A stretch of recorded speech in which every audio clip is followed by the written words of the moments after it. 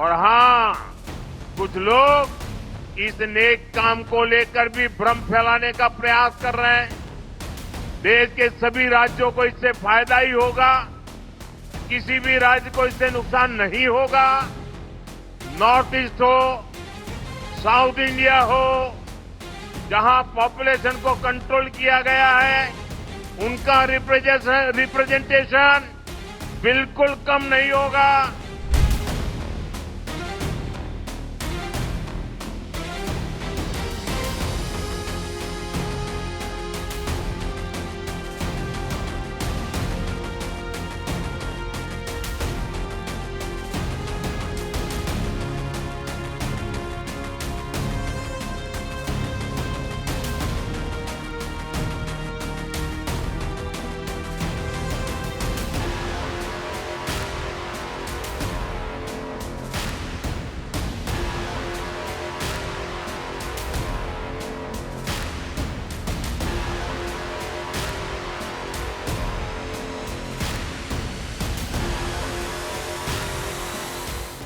इसलिए 16 अप्रैल से सरकार ने संसद का एक विशेष सत्र बुलाया है।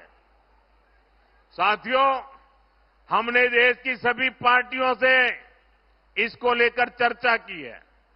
हमने सभी से कहा है कि आइए देश की बहनों बेटियों के हक से जुड़े इस काम को सर्वसम्मति से आगे बढ़ाएं। और हां, कुछ लोग इस नेक काम को लेकर भी भ्रम फैलाने का प्रयास कर रहे हैं। देश के सभी राज्यों को इससे फायदा ही होगा, किसी भी राज्य को इससे नुकसान नहीं होगा। नॉर्थ ईस्ट हो, साउथ इंडिया हो, जहां पॉपुलेशन को कंट्रोल किया गया है, उनका रिप्रेजेंटेशन बिल्कुल कम नहीं होगा।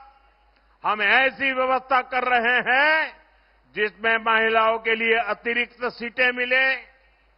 अभी जितनी सीटें हैं उनमें और वृद्धि हो।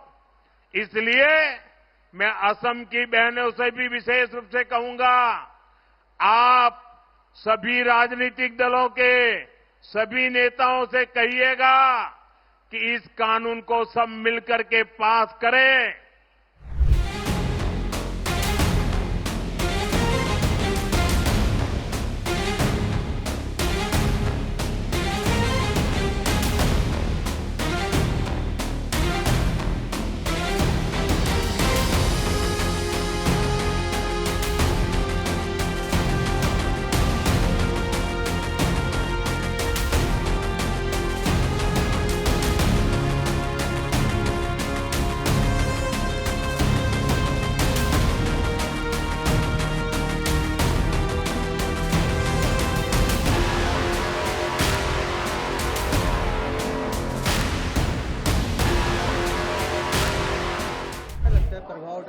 देखिए, ऐसा अब तक लागू हो गया होता। कांग्रेस का नियत बिल्कुल साफ है।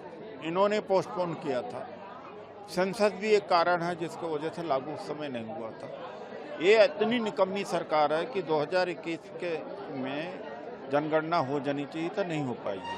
अब 16, 17, 18 3 दिन के लिए बुलाया जा रहा है संसद।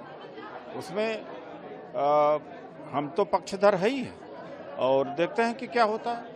Yeah, we need to see the details of what they're proposing. We've only seen newspaper reports, but I will be back in Parliament for that discussion.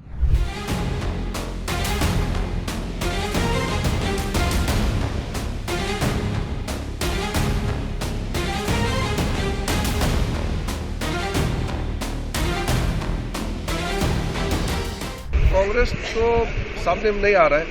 बाकी कई ऑपोजिशन पार्टी ने भी सराहना किया है सरकार का एफर्ट से। ये वुमेन रिजर्वेशन बिल जो आ रहे हैं, ये तो किसी एक पार्टी का विषय नहीं है। ये पूरा पॉलिटिकल पार्टीज और देश का विषय है। नारी शक्ति, वुमेन एम्पावरमेंट, ये तो सबका लक्ष्य होना चाहिए। इसमें राजनीति नहीं करना चाहिए। महिलाओं को जो अधिकार मिलना है, इसमें क्या राजनीति करना है? इसमें तो सब एकजुट होकर के पारित करना चाहिए।